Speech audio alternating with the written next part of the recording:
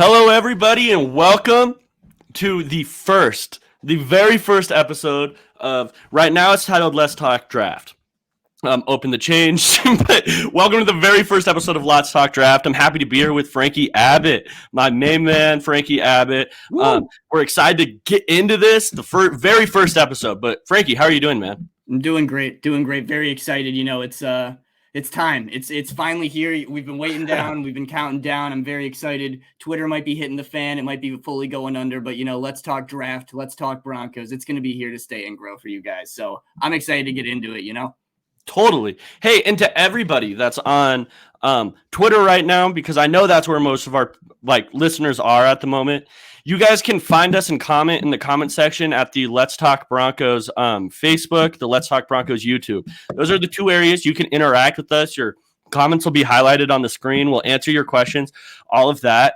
But I'm excited to get into this. So let's hop right into this. I think that this very first episode, we're thinking first day of school, right? I want to introduce the podcast to the people. I want them to get used to both of us here on this podcast, kind of break down how our draft minds work a little bit. So let's get into it. I wanted to talk about former first-round picks. It could be anybody, or not just first-round picks, but former draft crushes, guys that you really had a draft crush in the beginning or a while ago. What got you into the draft? All of that type of stuff.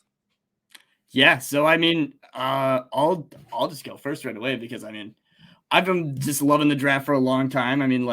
I remember just going through elementary school and middle school, watching guys we were talking before the pod started up, like Tavon Austin highlights, and just seeing where would those guys end up, importing Madden draft classes, and eventually, getting into the actual scouting aspect of it once I actually learned what was happening on the film and stuff, and it's just been kind of a fun road, and that it's such a great time, man. What's so cool about if your team sucks, like most of the teams in the NFL do, because as hard as it is, there's really only probably 5 to 8 really good teams.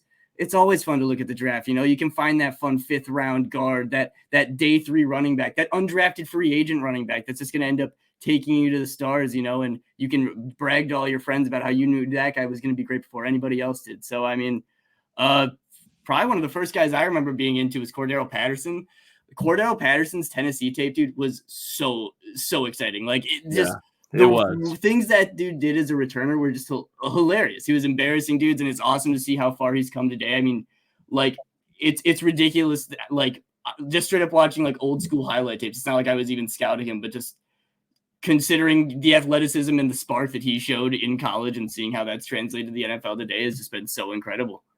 Totally. Cordero Patterson, that's interesting, Frankie, because I also have a thing for that type of receiver. I'll be honest with you. I have a thing for that type of guy. I have a picture behind me. Let's see if we can find it real quick. Demaryius Thomas. Oh my God, there he is. Demaryius Thomas. I have a thing for those big yak wide receivers like Cordero Patterson. Those are my, I have to watch myself when I'm scouting those type of receivers, like the Cordero Pattersons.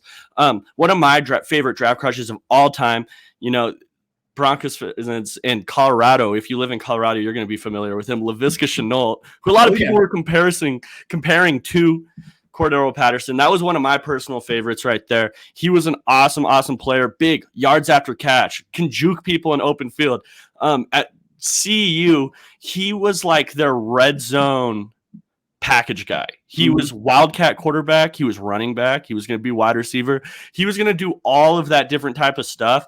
So I share that, I guess, type of receiver. I don't know if that you have that. And that's kind of the coolest part about them is it's they're not even receivers. They're just offensive weapons to a certain point. We're seeing that guys guys like Cordero are literally a running back now, guys like Laviska finally got to get out to a team that utilizes him somewhat correctly, and he's starting to do exciting things with the ball in their hands. It's just playmakers like that, you need more of them. They make the game more exciting to watch. And that's the thing is the cool thing is they can end up at schools like a Colorado, and you can still find those gems in the rough. And hell yeah, man. Laviska's a great call out.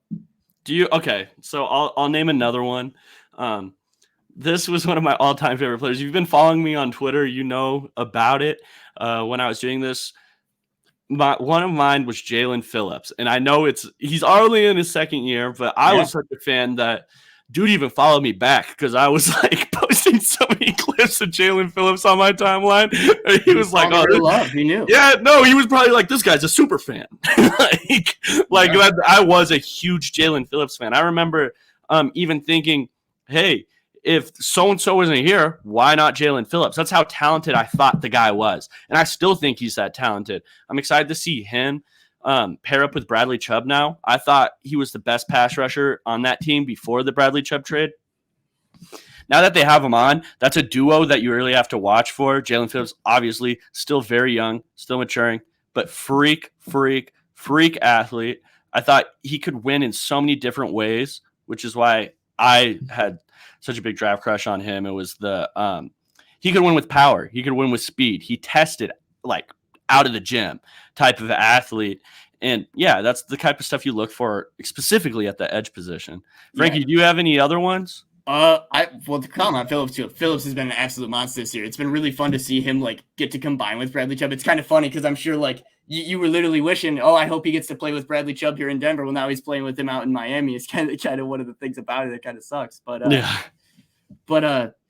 I've got so I really loved Antoine Winfield coming out of Minnesota. Like I remember you liking him and hitting ability that like he just looked like an NFL ready player coming right out. And I mean, the second he got to the Buccaneers, he instantly was, now he's one of their better players in their secondary and he's already got a Super Bowl ring to his name. So he was a player that just, you could really see the refinedness in his game, never playing out of position, always playing within himself and just kind of understanding where he needed to be and just such a heady player. The reports coming out were just like, from all the coaches were how understanding and how coachable he was. And that's just such a big thing, and he was a great prospect coming out. I loved Antoine Winfield.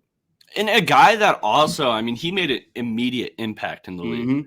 He was one of those guys that teams were trying to find the next of. I don't know if people know what I'm talking about, but I remember for years, everyone was looking for the next Von Miller. I remember watching the scouting combine and them being like, they'll throw up the Von Miller scouting combine graphic of what he tested as, and then that other guy. Antoine Winfield was one of those because he had an immediate impact as a rookie. And to even take a step further, that Bucs team won a Super Bowl, and he played a massive part in that defense taking that next step. He was a guy in that secondary, played a major role. Obviously, their cornerbacks took a huge step up that year. They were all young the year before, still young the next year, but improved. Antoine Winfield came in, and he was a star in that secondary right away. So I can't blame you for that one at all, Frankie. Yeah. No, and one thing that was so cool, was just obviously with the draft, safety has been such a position that gets devalued a lot of the time. That one thing that's kind of sweet about players like Antoine Winfield, if you will, is that you can get those guys a little bit later in the first round. I know obviously we'll be talking about the Broncos draft a little bit, but it's kind of exciting to think about or not necessarily in the first, but you can find a lot of these higher end safeties that will get slipping that into the top 100 that I think they could end up looking at just to kind of, tie it into the whole Broncos draft. 1000%. And dude, I have to ask you, what do you think, and we're going a little off script here, but what do you think your biggest draft crush was that kind of missed, if that makes sense, that didn't work out? Dude, so I really liked Josh Rosen. I like Josh Rosen a lot. Not a lot, but Josh, that was obviously when Denver was picking pretty early on. And I had convinced myself that Josh Rosen was going to be just an answer. I thought and this was also me thinking that Jared Goff was pretty good, but I thought Josh Rosen was it, man. I was really hyped on him. I thought he was a smart player that threw with a lot of accuracy, a lot of touch. He could layer throws in between stuff, and just did not work out that way on the multiple teams that he saw. I liked his UCLA tape, but apparently I was completely off. Yeah, no, for sure. Mine was probably Tavon Austin. Tavon, the best highlight film in the world. That was before I really started actually watching the film.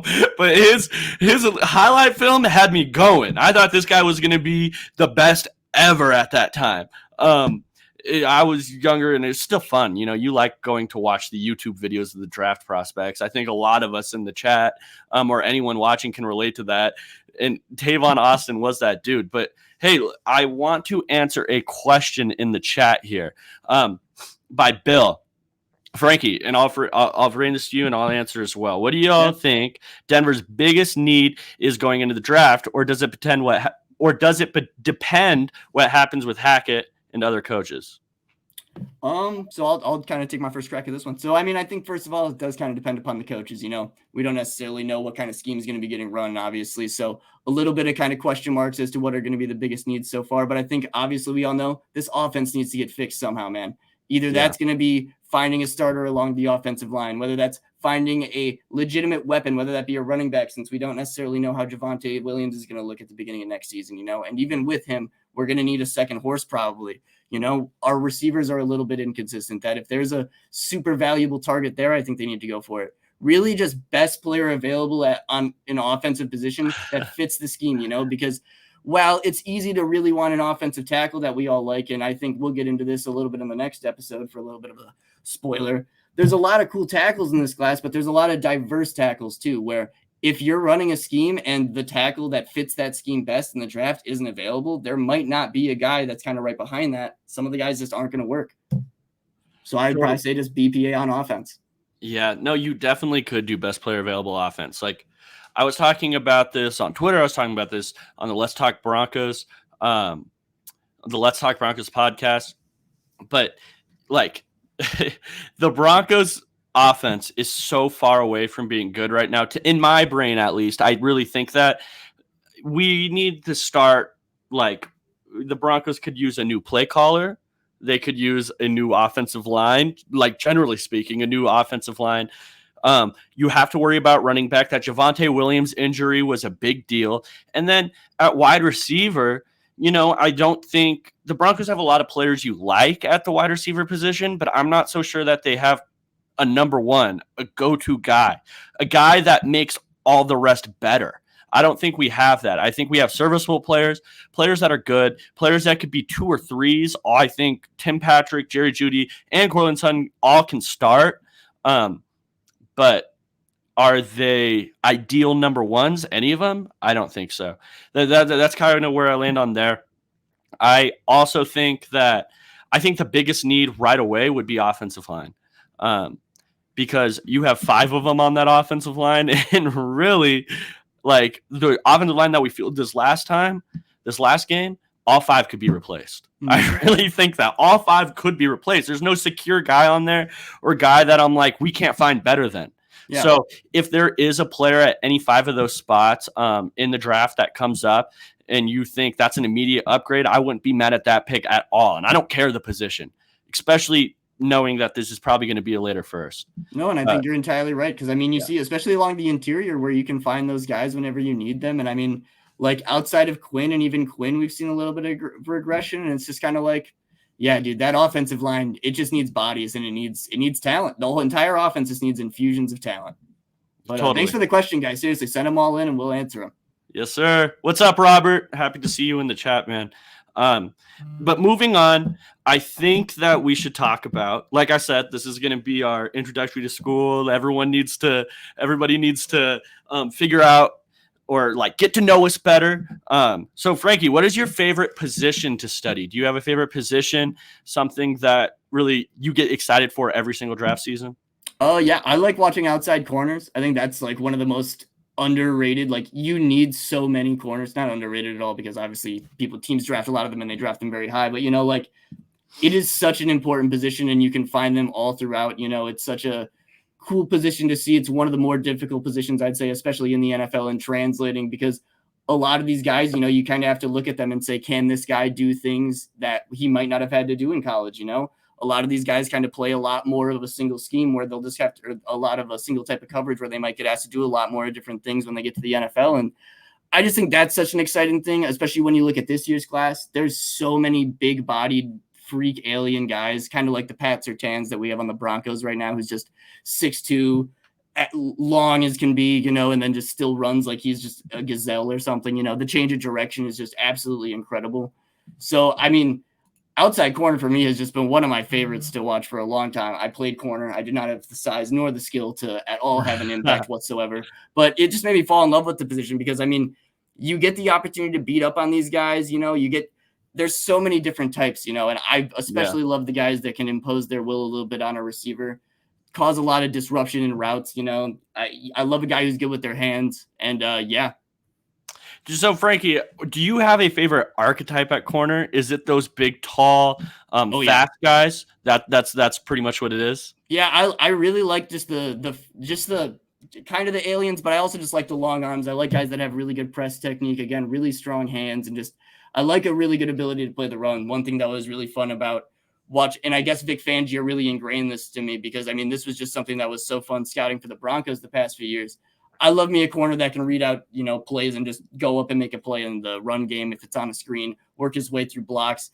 JC Horn was probably like one of my favorite corners I've ever gotten to, like up close and not up close and personal scout, but really in-depth scout because he just is everything that I love in a corner. He's scrappy as hell. He beats receivers up at the line and he comes up and makes plays in the run. And he hits people really hard. And I like that. So, okay, I get that. So my favorite type of corners are kind of the opposite of yours, Frankie. I fell in love with some of these corners that play really bigger than what they actually are. What is the guy's name on the Raiders? He's a nickel corner. I can't remember his name, and it's going to drive me insane. Hobbs or Rocky Sin? Ooh, it's I don't know. It's going to drive me insane. Go to Our Lads. Okay, I like corners that are bigger than they are, or smaller, and then they play really big. I like quicker than fast guys. I like guys that can change direction really fast. Amik Robertson. There you go. Thank you, Bill. Amik.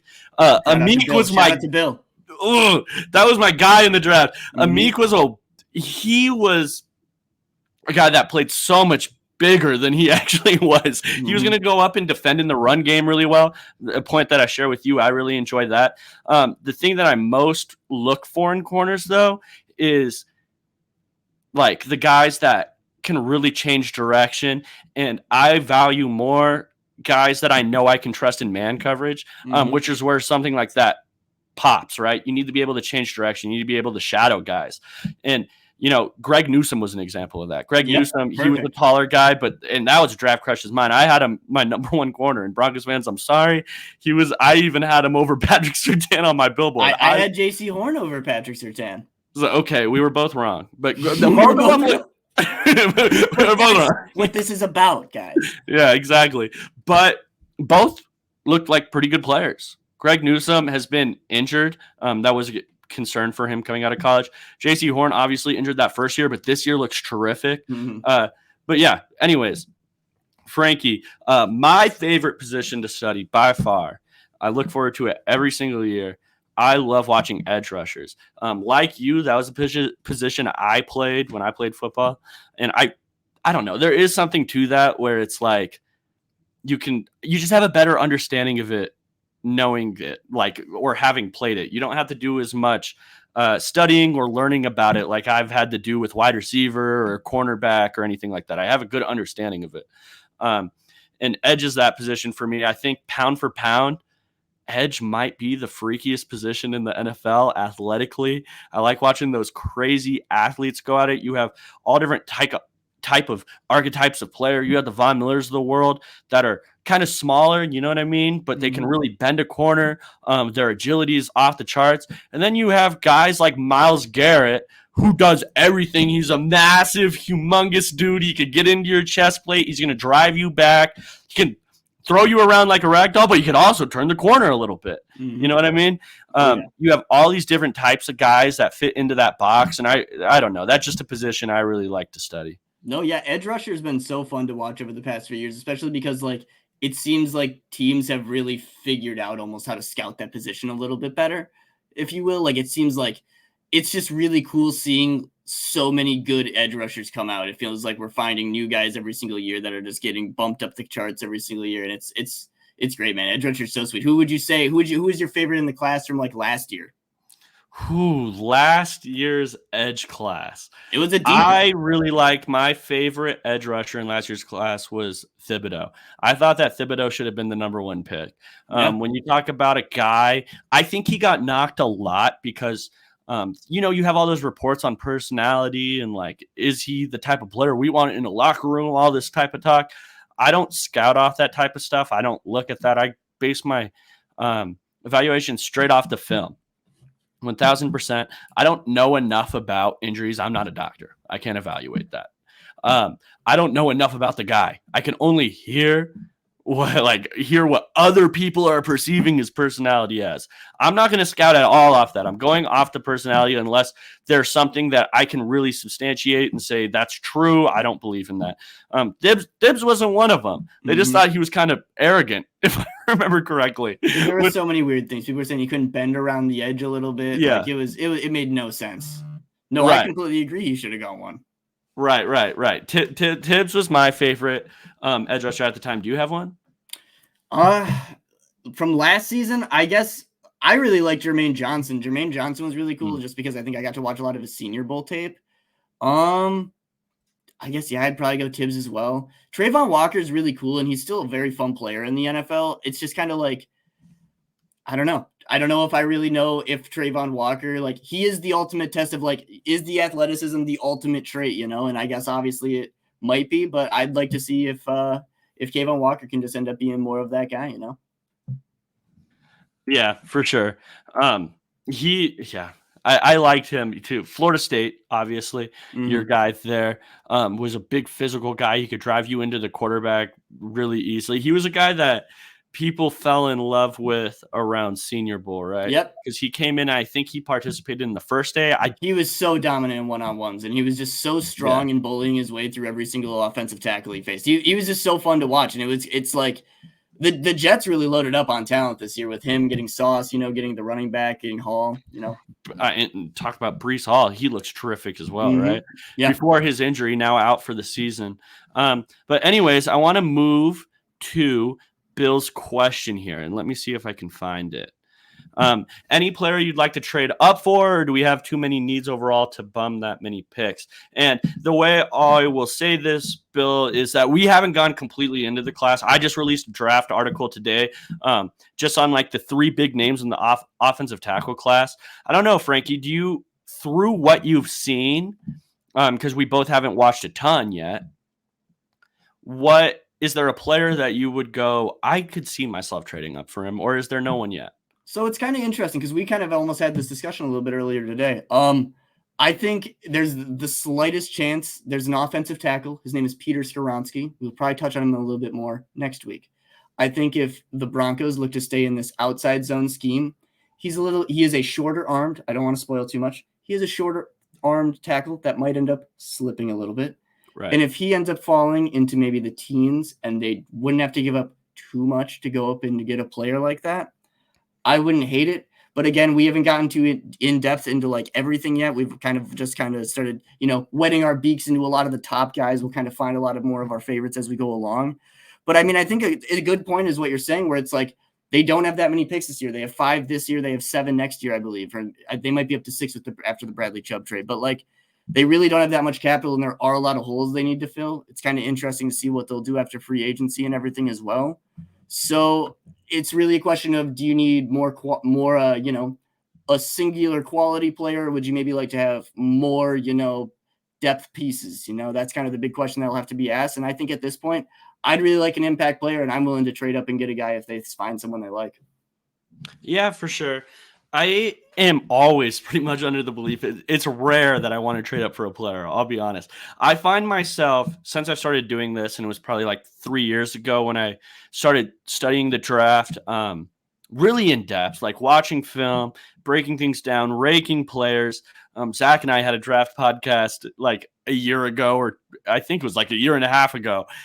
And I always find myself every single year saying, I want more day 2 picks. I want more day 2 picks. I want more day 2 picks. That's just where it's like, hey guys, at the end of the day, you want more opportunity at this thing. There are a ton of busts every single year, a ton of busts in the draft. And I just find myself wanting more picks. But anyways, let's move on to D-Bronx question here. Shout out to D-Bronx for being in the chat. He says, what question in this class looks strong? Which one look weak? Now, we haven't watched a ton at this. I've really only watched offensive tackle, but I can kind of speak to what looks weak a little bit. Can you? Yeah, I think the interior of the offensive line right now looks a little bit weak from what I've kind of gathered. I haven't seen too many prospects getting a lot of buzz so far for that. I don't think that the inside linebacker class actually looks pretty good, if I'm being completely honest. Cornerback class looks pretty good, and I think the tackle class, like, I think there's a lot of talent at the top for the tackle class. Like, not a lot of, like, I wouldn't say it's going to be like last year or 2 years ago where there's like 4 in the top 15, but I think there probably could be like, 6 to 8 in the top like 50, something like that, maybe more. Totally. I don't think that. So from what I've seen so far, and things could change, right? This thing could evolve once I get testing numbers, more information on these players. Things can always change. But I don't think there's like an Evan Neal in this class at tackle. But I do think there's a ton of tackles that I like. Yeah. And that's something that I would consider strong at the position. I've gone through the tackles at this point. I really like Paris Johnson. If you're looking for a tackle that can really move and is athletic, Paris Johnson is great. He has all the tools in the world to make something happen and to be a franchise left tackle at this next level. Like the reach, the height, the weight, the athleticism. He can hit landmarks that are absurd. Sometimes he blocks really well in open field. Sometimes he gets a little too aggressive, I think. But if you're looking for a guy that you can mold into a franchise left tackle, Paris Johnson one. Frankie, I know Frankie, and I'll let you speak about him real quick before we move on. I want you to speak about Darnell Wright from Tennessee real quick. Man, Darnell Wright is just such a clean prospect to me. I mean, the way this guy, he's an absolute bulldozer. He's an absolute hog in the trenches. He knocks people aside. He opens up gaps, and just the dude's got great hands. He knocks dudes onto their butt. I love the strength he plays with and the ferocity. He goes up against incredible competition and he shuts them down, And I think he's probably a guy that if I was to look at, who are we going to trust as a day one starter, I think that he's probably going to be the guy in this class. That's not me necessarily saying he's going to be the best tackle in this class. But if I had to say right now, like, who do I look at and say, I think if you were to put them as a starting tackle in the NFL, once the season's done next year, I think he might be the best one at that point. I just think he's pretty clean. Yeah. You know what? And I wrote an article on Paris Johnson, Darnell Wright, Peter Skoronski. Is that how you pronounce his name? I believe it's Skoronski from Northwestern. These are guys I all wrote up and written about today. If you want to find my guys' thoughts, you can find it there. But we are talking about tackles next episode. Hey, guys, so make sure you're tuning into that. That's, I think, the biggest position in need is position of extreme value tackle, right? You always see him go really high. You see like really raw guys even end up in the late first round or early second round. So position every team is dying to find. So I'll save my thoughts there a little bit, but I wanted to move on, Frankie. What players are you excited to watch? Have you watched any players that get you really excited, maybe even needs that aren't the Broncos? You know what I mean? Who are you looking forward to studying? So I got a few. So my first guy, I've got Will McDonald out of Iowa State. He's been a crush of mine for the past couple of years. He kind of reminds me just so much of like Brian Burns. He's a little undersized, but like he doesn't really play like it. And this dude is just a tornado out there. Like he does such incredible things to tackles when he actually gets the opportunity to rush off the edge, which Iowa State doesn't let him do very much, which is very frustrating, but that's okay. Yeah. But he's a dude I love a ton. He's on Feldman's freak list. So, I mean, he's someone that, is just going to test out of the moon. For anyone who doesn't follow that, that's kind of just who's going to hit the combine and just blow it all up. And that's kind of the list where you find that before the start of every season, Feldman's freak list. And, yeah, he's just an absolute blast. He rushes in the Big 12, so, I mean, he gets the opportunity to go up against teams that are passing the ball a lot, and he's just a lot of fun. He plays at Iowa State, so he plays in a pretty decent defense. They've had a lot of pieces around him. When Denver drafted Ayuma Uwazurike, tough name to say. My bad. I will be butchering tons of names on this podcast. Frankie. I'm going to do my best. Won't do that. But it was kind of crazy because you're just like, there's such, differences in size. For anyone who doesn't know, Ayoma's like 6'6", 300, 20 plus. And then you've got this guy who's probably like, I think Will McDonald's probably like 6'3", and he looks like they're listing him at like 245. He's got to be rushing at like 235, 230 sometimes. See, this dude's wiry, and you're just watching like it was just a battering ram combined with just like a ballerina running next to it. And I don't want to make that sound like bad at all. The ballerina was incredible and beautiful to watch. It was magical. It was like watching, a ballet show. I don't know, but he's just awesome. He does a lot of incredible things. He's twitchy, he's bendy, and that's one of my favorite guys to watch every week. Yeah, I'll build off of yours. I'll do a player that I've seen in the past. I studied this player last year, and I don't know. I'm excited. I'm excited that he's coming out this year. I'm going to go with Zay Flowers from Boston College.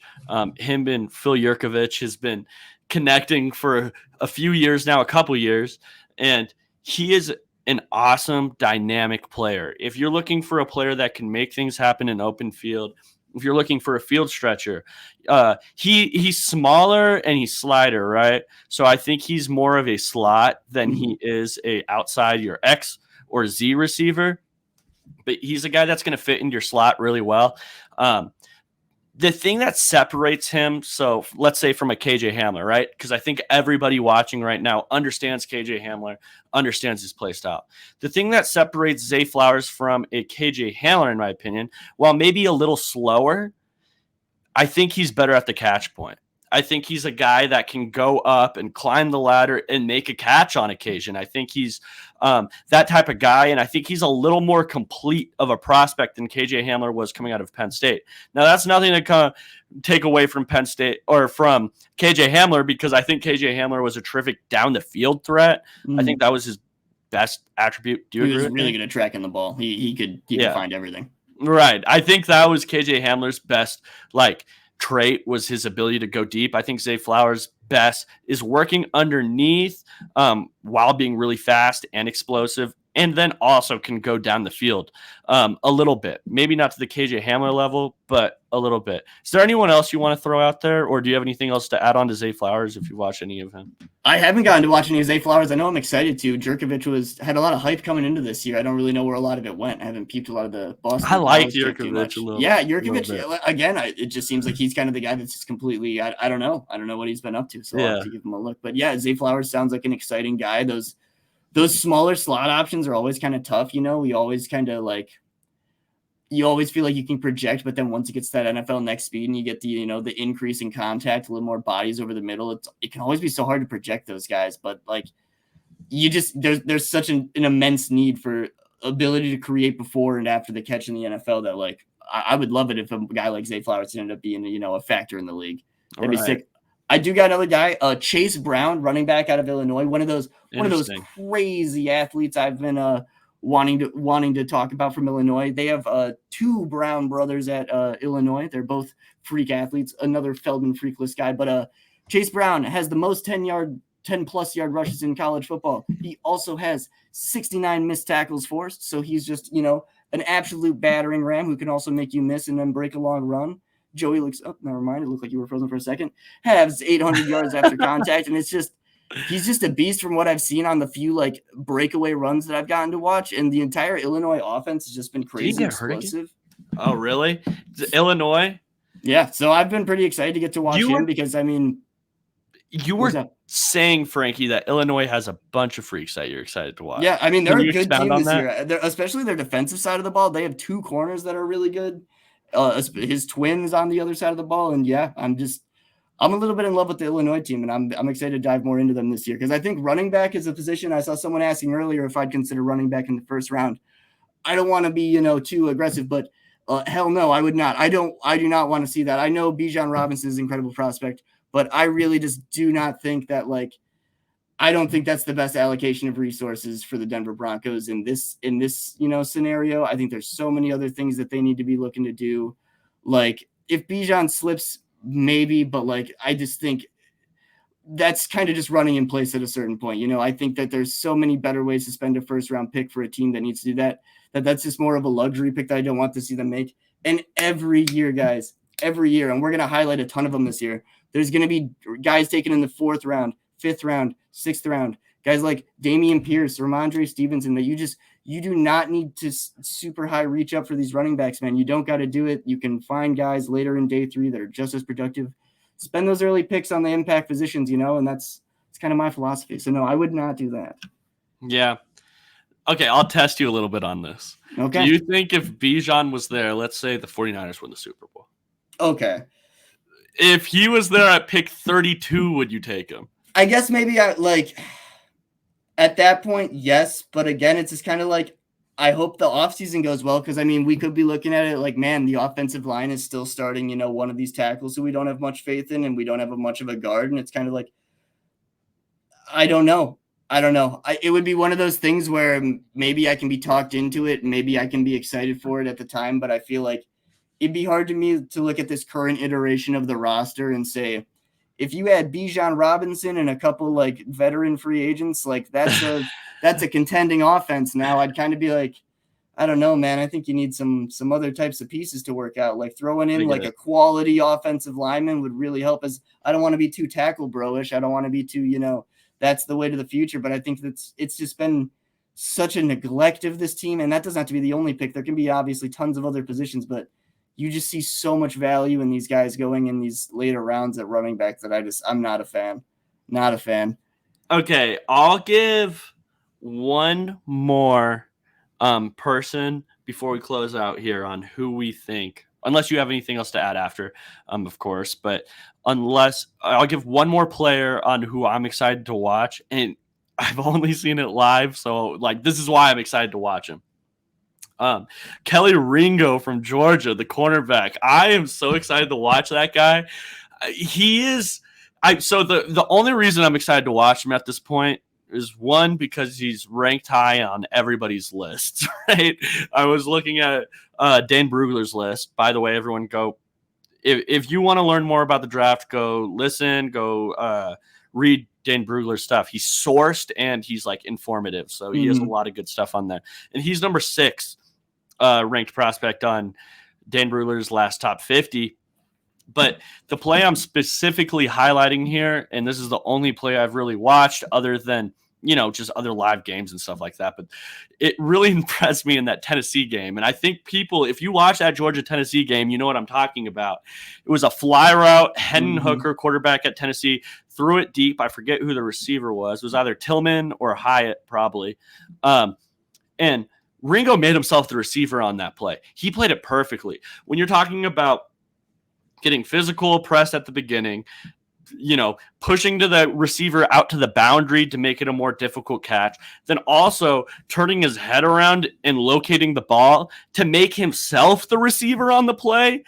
All of this while looking like a running back, he's built like a running back. His build, from what I saw just in passing so far, it reminds me of like Pac-Man Jones or something like that. A thicker, not very tall, but could get it done tall type corner that looks extremely physical. A guy that's not going to be pushed off his spot. But yeah, I don't know. Have you watched any Kelly Ringo? I'm glad you brought up Ringo. Ringo's one of my favorites. One of my notes I wrote up about him. It might be Keeley. I think it might be Keeley. I'm honestly not sure. I'm gonna go with Ringo. But one of my first notes I wrote about him is he looks like the Predator, and I don't mean that at all in a bad way. He's got the dreads, and like you're saying, he's just thick. He's like 6'2", and he's just like the Hulk at the line. Is he 6'2"? I'm pretty like he's a big boy, and like he moves very well for his size. Like he doesn't quite have like the Pat Surtain level of like, oh my God, how are you even doing this at this size? But like he has some pretty decent change of direction ability. And like you said, his play in man coverage, he's really good in trail. I don't love him too much in zone, but I mean, he'll get better at that stuff once he gets to the league. Like he does a lot of fun stuff, and all the members of that Georgia defense just seem to come into the league so ready to play. Kirby Smart gets those guys so prepared. He plays in the SEC all the time, and like you said, he's going up against guys like Jalen Hyatt, and he's just shutting them down. Like he's just a really good prospect. He's been one of my favorite guys to watch. I mean, he's just like one of those guys I like, where he's just a physical bully at the line, and he can do it all. He's got the physical traits to be able to run with you downfield, and he's just awesome. So I didn't know he was 6'2". That's why I was kind of giving him that Pac-Man Jones vibes is what I was getting from him. I thought he was more like 6 foot. No. 5'11", 6 foot. He's 6'2" and 215 pounds. That is a big, massive corner. More about this, he's a world-class junior sprinter from Arizona. So, like, you're talking about tools. He's definitely going to have the tools there. But anyways, Frankie, anything else to add here before I close out? No, nothing really too much. I'm excited to get this going with you. I'm glad everybody got to tune into the comments. Thanks for asking questions. Bree is behind the glass doing all the little stuff for Shout us. out So to shout out to Bree. Bree. Done an awesome job, Bree. Go follow Bree. And yeah, Yes. let's talk draft to the moon. Working title in progress. Let's talk draft with And that is Frankie, Joey, and Frankie. yes. More to come, more to come. That is, and by the way, Bree is at Bree Maces 303. Everybody here should know Bree Maces. Go give her a follow. She has a radio show. You go make sure you're listening to that. She does terrific work, everything like that. But anyways, guys, Frankie, where can they find your work, man? Follow me on Twitter. I'm at Frankie's Film on Twitter. Twitter might be going down. I made a TikTok. I have TikTok. I'm posting film on TikTok. If anyone wants to follow me on TikTok, it's weird. I don't really know how it works. But Yeah. Frankie's Film NFL on TikTok. If you want to What are you doing on there, Frankie? I literally take the film I put on Twitter and I put it on TikTok. So there you go. If you're just trying to be like, if Twitter goes down, boom, you're not losing out on the Frankie's Film aspect of the film. So there's that. I write over at Mile High Report. I put out a weekly thing every day. And yeah, I do film reviews over there for the Broncos and complain about the Broncos all the time on Twitter. So make sure you're tuning in for that. Awesome, Frankie. Yeah, everyone make sure you're going to follow Frankie at Frankie Films. We're excited to get this thing going. This is going to be a blast. Next episode is going to be offensive tackles. If you're looking for future, how the Broncos can finally find that right tackle, go make sure you're listening to the next podcast because we're going to be highlighting that. No the more Broncos Quinn obviously Bailey. No more Quinn Bailey. exactly. I mean, we haven't had a guy since Orlando Franklin, and I think that was 2013. And he's in the booth now. Yeah, the guy's a radio personality. I mean, this has been so long. He's lost like 200 pounds at this point. Exactly, it's a whole different guy at this point. It'd be like if the Colts haven't had a center since Jeff Saturday. Like, come on, guys, that's who's coaching the team now. Yeah, like, come on. Exactly. So make sure you're listening to the next episode. Also, if you guys want to get a head start on the tackle episode, make sure you're reading my work at Mile High Sports. I released like just 3 names I threw out there, but I did a really deep dive, I think, on all 3 of those. I spent a lot of time on all of them. I wrote them up. So make sure you're following that at Mile High Sports. You can find all of that at Mile High Sports. And then make sure you're following me at JR Drafts. And then, yeah, guys, that's all I really have today. But until next time, go Broncos. Go Broncos. Go draft.